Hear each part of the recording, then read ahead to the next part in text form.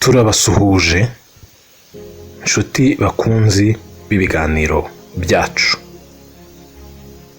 Bakubajije inyamaswa zamaze abantu cyangwa zitinyitse cyane, hari izo wakwihutira kuvuga, nyamara izakiyogoje ni za zindi utakekaga. Dore urutonde rwa 15 za mbere ukwiye gutinya, nubwo utabitekerezaga, ariko nizo mbi kurusha izindi. Turahera ku ya nyuma tujya ku ya mbere. Uko tujya ku ya mbere niko tukwereka ifite ubukana n'ubukare kurusha izindi zose. Ntimwibagirwe gukanda kuri subscribe, share, like, s'abonner, partage kugira ngo iki kiganiro kijye kigera ku bandi benshi kandi natwe mube muduteye ingabo mu bitugu. Murakoze. Twagiye. Ku mwanya wa 15 tuhasanga ifi yitwa requin. Ikaba igaragara mu bwoko 10 bwazo dusangamo na barene. Imwe nini ishobora gupima metero 10 z'uburebure, ikagira umunwa ufite ubugari bwa metero 1.5. Iyo imaze kubagwa ishobora gutanga inyama zigera kuri toni 1.5 na litiro 400 z'amavuta. Iyica abantu 10 ku mwaka. Ku mwanya wa 14 turahasanga ikirura. Ikirura ni inyamaswa imeze nk'imbwa, ikaba yibera mu ishyamba, ikaba itunzwe no guhiga. Ihitana abantu bagera ku 10 buri mwaka bazize ibikomere byayo. Ikunze kwibasira abashumba n'amatungo magufi kuko niyo yikundira. Mu Bufaransa buri mwaka byibura intama 10,000 zicwa n'iyi nyamaswa y'ikirura. Ku mwanya wa 13 turahasanga inzovu. Iyi ni inyamaswa abantu bakeka ko nta mahane igira. Yewe hari n'abazitunze, hari n'abazijyana mu birori, ariko nayo irakaye ihiga abantu ikabica. Ntabwo ibikora kugira ngo ibarye, ahubwo irabanyukanyuka mpaka bashizemo umwuka. Ntitinya guhenura imodoka z'abayisura mu maparike iyo bayirakaje. Ihitana abantu 100 buri mwaka. Ku mwanya wa 12 turahasanga intare. Iyi yo buri wese yumvise arahita agira ubwoba. Iyi niyo nyamaswa itinyitse cyane, uramutse uhuye nayo umutima ushobora guhagarara. Ariko nyamara ni inyamaswa itinya abantu. Nayirya abantu bayishotoye ikabikora isa niyitabara. Nubwo nyine uhuye nayo yashonje ikakubonana ubwoba, ntiyatinya kukumeguza. Iyi nyamaswa ikaze yica abantu 100 buri mwaka ku isi. Inganya n'inzovu irya ubwatsi. Ibi bikunze kuba muri Afurika. Ku mwanya wa 11 turahasanga imvubu. Yibera mu mazi. Ni inyamaswa y'urwasaya runini. Irya ubwatsi, ntirya inyama, ariko amenyo yayo maremare ateye ubwoba. Iyakoresha irwana, iruma. Iyi kubera ko yibera mu mazi yazonze abarobyi. Iyi ntitinya no kubika amato yabo kubera ubugome yibitseho bukabije. Ihitana abantu 500 buri mwaka. Ku mwanya wa 10 turahasanga ingona. Iyi nayo yibera mu mazi. Uwo yafashe abavuye ku isi kuko iramutatamura, ikamurya ikamurangiza. Ibikomere byayo biragoye ko byazavurwa kuko bifashe ntimurekura. Ni indyanyama, yica n'izindi nyamaswa. Ihitana abantu 1000 ku mwaka. Afurika ya nanone niyo iza imbere mu bahitanwa nayo. Ku mwanya wa 9 turasanga Teniya. Teniya abantu benshi barayumva, barayizi. Ni inzoka zo mu nda ziterwa n'umwanda w'abantu n'amatungo, cyane cyane ingurube n'inka. Iyi nzoka yo mu nda ishobora kugira metero 10 z'uburebure mu nda y'uyirwaye, ikakunyunyuza kugeza guhitanye. Ihitana abantu bagera ku 2,000 mu bihugu bikennye. Iyi kandi bakunda kuyita ver solitaire cyangwa se nyamwigendaho, kubera ko aho yageze nta zindi zihaba. Irazihiga nazo ikaguturamo yonyine. Iyi tuzayigarukaho mu biganiro biri imbere. Ku mwanya wa 8 turasanga isazi yo mu bwoko bwa tsetse. Tsetse biva ku rurimi Tswana ruvugwa muri Afrique Australe. Iyi ikaba ari indwara yica amatungo n'abantu. Ni isazi itera indwara y'umusinziro ukabije, ihitana abantu 9,000 buri mwaka.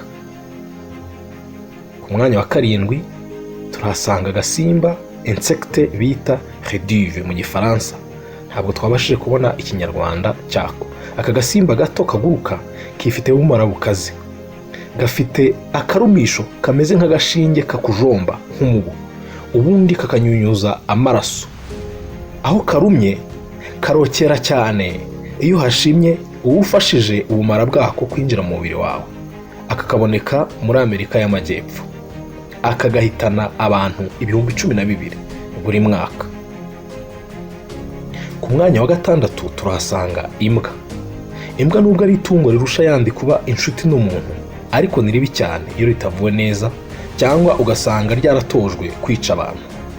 Imbwa zihitana abantu 40,000 ku isi buri mwaka. Ku mwanya wa 5 turahasanga inzoka. Iki gikururanda cyashutse Eva agakora amahano yatuviriyemo ibyago by'icyaha cy'inkomoko ni kibi cyane, cyamaze abantu. Inzoka zica abarenga 55,000 buri mwaka kubera ubumara bwazo. Ku mwanya wa 4 turasanga inzoka zo mu nda zitwa ascaris. Izi ni inzoka zo mu nda ziri parasite, ziza zikibera mu mara y'umuntu zikamwonka kugeza zimuhiritse iyo atazivuje. Izi nubwo tuzivuga twisekera, yewe ugasanga abantu bose barazivuga nk'aho zoroshye, zihitana abantu basaga 60,000 buri mwaka. Ku mwanya wa 3 turahasanga ikinyamujonjorerwa cyangwa se ikijonjogoro cyangwa escargot mu rurimi rw'igifaransa. Iki kinyagwa abantu benshi bibwira ko ntacyo gitwaye, ariko iyo kiri mu mazi kirekura udukoko duto cyane tutabonwa n'amaso, ubundi tukaba dushobora kukwinjiramo tunyuze mu ruhu cyangwa mu kanwa. Abajya koga mu mazi yanduye bamwe baba bayamira, ndetse utundi twinjirira ku ruhu rwabo. Iyo tugeze mu mubiri twigira mu mwijima, ubundi tukazororokeramo tugateramo amagi, ugasanga birakuzahaje ndetse bihitana abantu benshi.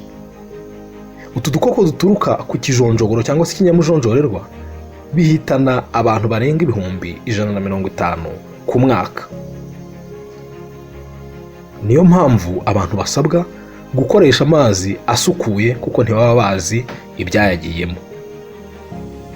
Ku mwanya wa 2 turahasanga umuntu, inyamaswa muntu. Umuntu niyo nyamaswa mbi cyane nk'uko abantu bakunda kubivuga.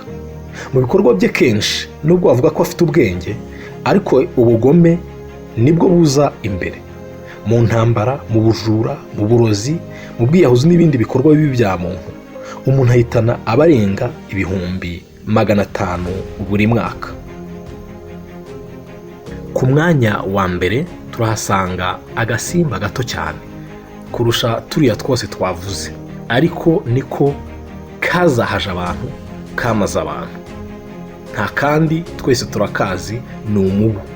Umubu ni uza ku mwanya wa mbere mu ndwara zazahaje abantu, nka malariya muri Afurika na Zica muri Amerika y'Amajyepfo. Aka kanyagwa gahitana abantu barenga 725,000 buri mwaka. Ariko wajya kureba imibare myinshi ugasanga benshi bapfa muri Afurika. Ntutunguwe se? Uko watekerezaga intare cyangwa se ingwe, nkeka ko usanze ibyo wibwiraga hari aho wibeshaga, hari n'ibyo wasuzuguraga byagukoraho. Izi nyamaswa zose tuvuze, inyinshi zihitana abantu kubera gushaka amaramuko no kwirwanaho iyo ziketse ko wazigirira nabi. Ariko umuntu we witwa ko azi ubwenge aba ashaka iki? Kuki se atumvikana na mugenzi we ngo babeho bombi kandi babeho banezerewe? Abantu rwose ngo muri babi. Donc ni ukuvuga ko barutwa n'izi nyamaswa, kuko umuntu yica undi mu by'ukuri atari kugira ngo yikize inzara, adakeneye kumurya nk'uko ziriya nyamaswa zibigenza, ahubwo ari ukugira ngo amukure ku isi gusa, yikubira utwe, cyangwa se kubera ubugome gusa. Tubizeze ko mu biganiro byacu bitaha tuzagenda tubaha n'ibisobanuro birambuye ku mibereho ya buri nyamaswa n'aho iba n'ibikorwa byayo mu buzima bwayo bwa buri munsi. Mwakoze kubana nanjye, ndi Niyibizi Theogene. Ntimwibagirwe gukanda kuri subscribe, share, like, s'abonner, partager kugira ngo iki kiganiro kijye kigera ku bandi benshi kandi natwe muri